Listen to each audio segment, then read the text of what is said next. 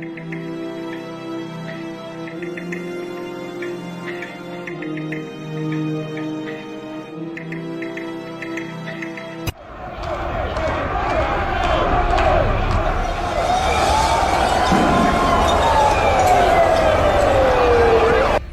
और बहनों, राष्ट्रपति जी ने आपातकाल की घोषणा की है। इससे आतंकित होने का कोई कारण नहीं है। The President has proclaimed emergency. बहुत शिकायतें मुझे मिलती हैं कि हमारे कार्यक्रम पूरे तरह से देहात तक, जमीन तक, लोगों के घरों तक नहीं पहुंच पाते। हमें सोचना है कि ये क्यों होता है। यहाँ पर देखिए राहुल गांधी आगे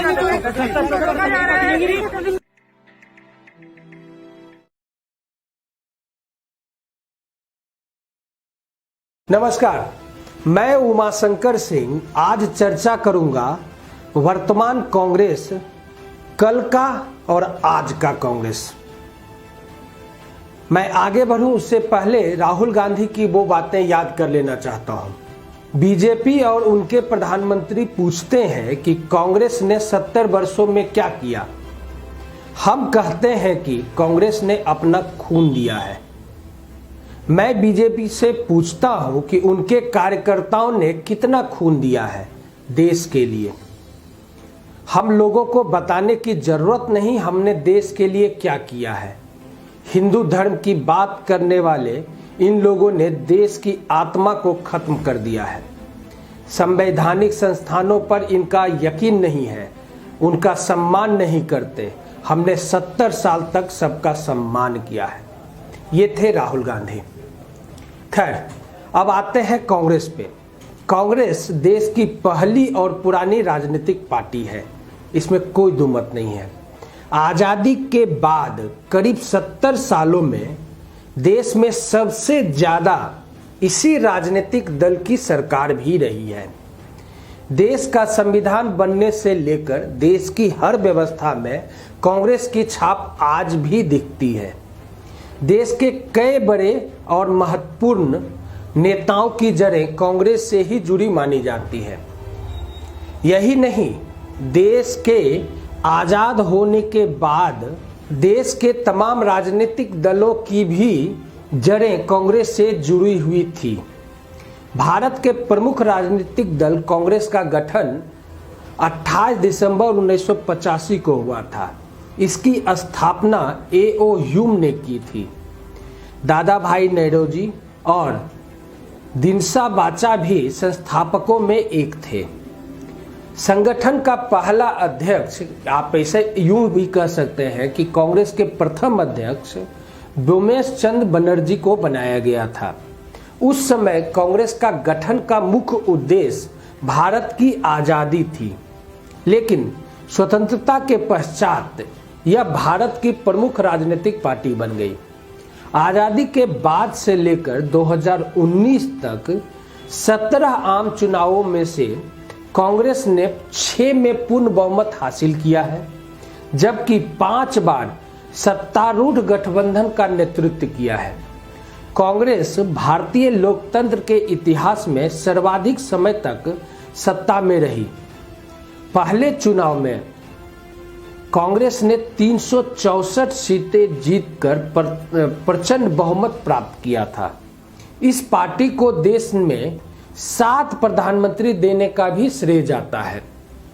इसमें पंडित जवाहरलाल नेहरू, गुलजारी लाल नंदा, हालांकि वो कार्यवाहक प्रधानमंत्री थे, लाल बहादुर शास्त्री, इंदिरा गांधी, राजीव गांधी, पीवी नरसिम्हा राव और मनमोहन सिंह हैं। कांग्रेस पार्टी के दामन पर 1975 में देश में आपातकाल लगाने का भी दाग लग चुका है।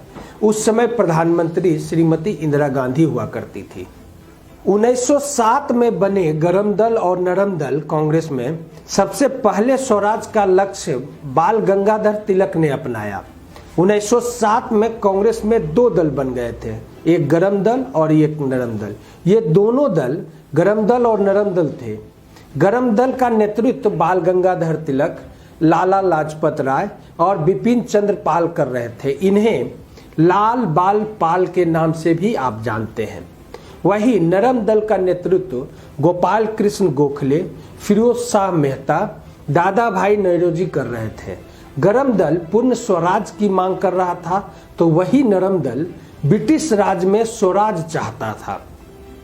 1916 में होम रूल आंदोलन की शुरुआत हुई, जिसके तहत अंग्रेजों के राज में डोमिनियन स्टेट्स की मांग की गई थी। कांग्रेस में बड़े बदलाव की शुरुआत 1915 में महात्मा गांधी के भारत आगमन के साथ हुई। 1919 में गांधी जी जालियांवाला बाग हत्याकांड के बाद महासचिव बने थे। इसके बाद पार्टी में राष्ट्रीय नेताओं की एक नई पीढ़ी आई। इसमें सरदार वल्लभ भाई पटेल, जवाहरलाल नेहरू, डॉक्टर राजेंद्र प्रसाद, महादेव देसाई, सुभाष चंद्र बोस आदि शामिल थे। कांग्रेस का रूप चेंज हुआ आजादी के बाद। जवाहरलाल नेहरू के करिश्माइक नेतृत्व में पार्टी ने पहले संसदीय चुनाव में शानदार सफलता पाई थी। कांग्रेस की अगुवाई में 1952, 1957 और 1962 के लोकसभा चुनाव में कांग्रेस ने पूर्ण बहुमत हासिल किया। 1964 में नेहरू के निधन के बाद लाल बहादुर शास्त्री के हाथों में कमान गई और 1966 में ताशकंद में रहस्यमयी तरीके से उनकी मौत हो गई। अब मोरारजी देसाई को दरकिनार कर नेहरू की बेटी यानी इंदिरा गांधी के नाम पर सहमति बनी। विभाजन। आजाद भारत में कांग्रेस के वर्चस्व की पहली चुनौती मिली 1967 में, जब विपक्ष संयुक्त विधायक दल के बैनर तले एकजुट हो गया और कई हिंदी भाषी राज्यों में कांग्रेस की हार हुई। पार्टी में विभाजन हो गया और के कामराज की अगुवाई में कांग्रेस का एक अलग धड़ा यानी कांग्रेस ओ के रूप में सक्रिय हुआ। चुनाव आयोग ने इंदिरा की अगुवाई वाले धड़े को ही असली कांग्रेस पार्टी के रूप में मान्यता दी। इंदिरा ने गरीबी हटाओ का नारा दिया और 1971 के चुनाव में जीत हासिल की। अब समय आता है आपातकाल का। लोकसभा चुनाव में इंदिरा की जीत को अदालत ने अवैध ठहरा दिया, जिसके बाद देश भर में आंदोलन शुरू हुए और इंदिरा ने 1975 में आपातकाल की घोषणा कर दी। जेपी के आंदोलन ने इंदिरा गांधी की सरकार को हिलाकर रख दिया था। 1977 में जब चुनाव हुआ तो जनता पार्टी के हाथों कांग्रेस की बुरी हार का सामना करना पड़ा। 2 वर्षों में ही सरकार गिर गई और 1980 में इंदिरा गांधी फिर से सत्ता में लौटी। अब दूसरा समय शुरू होता है इंदिरा की हत्या के बाद। 1984 में इंदिरा गांधी की हत्या के बाद देश भर में सिख विरोधी दंगे हुए। उनकी हत्या के बाद उनके बेटे राजीव गांधी ने 1984 के चुनाव में पार्टी को भारी सफलता दिलवाई। 1989 में जब चुनाव हुए तो जनता दल और भाजपा के गठजोड़ ने कांग्रेस को पराजित कर दिया। हालांकि ये सरकार भी 2 साल ही चल पाई। चुनाव प्रचार के दौरान राजीव गांधी की हत्या हो गई। पार्टी के कमान पीवी नरसिम्हा राव के हाथों में आई। इस चुनाव में कांग्रेस को 232 सीटें मिली। इसके बाद कांग्रेस का जनाधार लगातार गिरता चला गया। 2004 के चुनावों में उसे महज 145 सीटें मिली। सहयोगी दलों के सहारे संयुक्त प्रगतिशील गठबंधन यानी यूपीए का गठन किया गया और मनमोहन सिंह प्रधानमंत्री बने। अगर कांग्रेस के सबसे खराब प्रदर्शन का दौर कहा जाए तो वो आज का दौर है। ये तो कांग्रेस की वर्तमान स्थिति है। लगभग हमने कांग्रेस के इतिहास को खंगालने का कोशिश किया, जो आपको पसंद आएगा।